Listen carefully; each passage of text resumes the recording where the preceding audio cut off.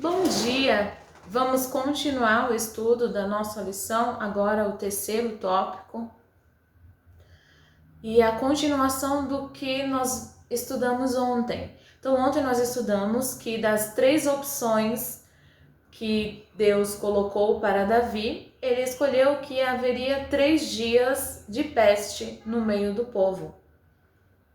E esse terceiro tópico vai falar justamente na pergunta A desse acontecimento.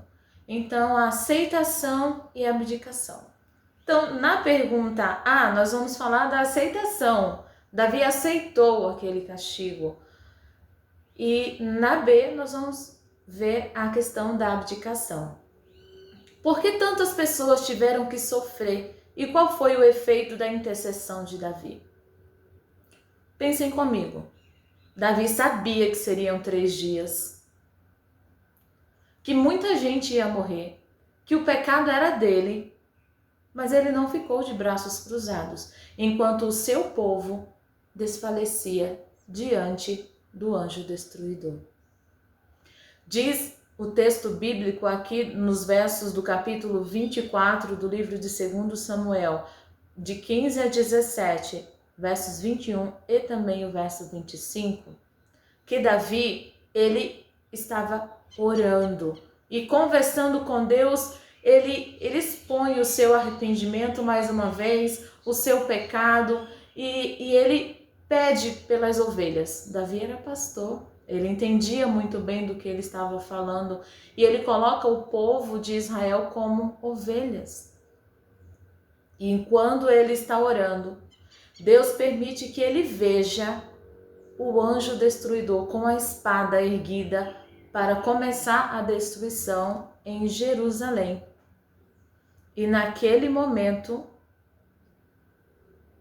a destruição é impedida, acabou, pela intercessão que Davi fez. Então, Davi, ele ergueu um altar, ele estava intercedendo para que aquela praga parasse, e Deus ouviu a sua oração. E no local onde ele viu o anjo, ali foi erguido o altar. Interessante que esse local, ele já era sagrado.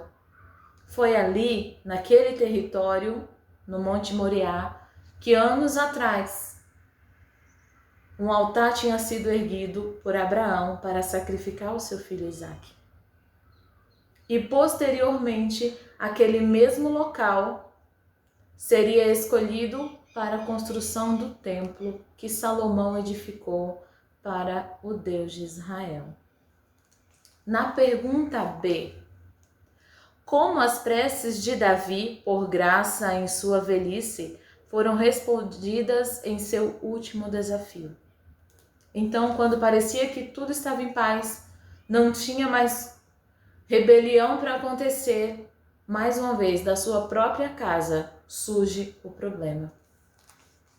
Um de seus filhos mais velhos, irmão de Absalão,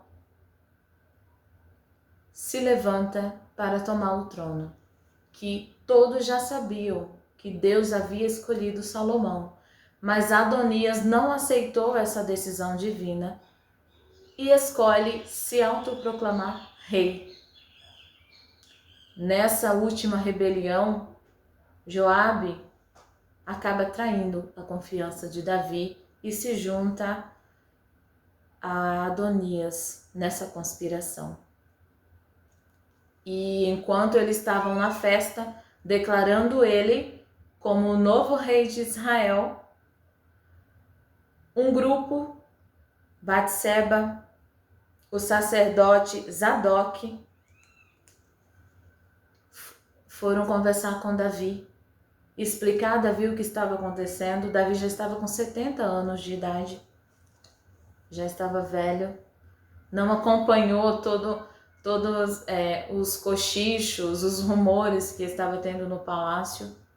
E quando eles falam, Davi imediatamente abdica do seu trono em prol de Salomão. Salomão é ungido rei e no mesmo momento é aclamado com trombetas que ele, a partir dali, seria o novo rei de Israel. Adonias e Joabe,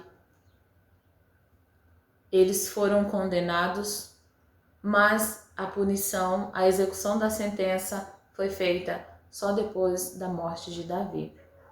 Porém, com a morte de Adonias, o quádruplo juízo que Davi havia imposto sobre si veio a se concretizar. Lembram quando o profeta Natan contou a história para Davi e Davi ficou muito furioso com a história da ovelha e disse que aquele que tinha matado a ovelha tinha que pagar 4 vezes mais?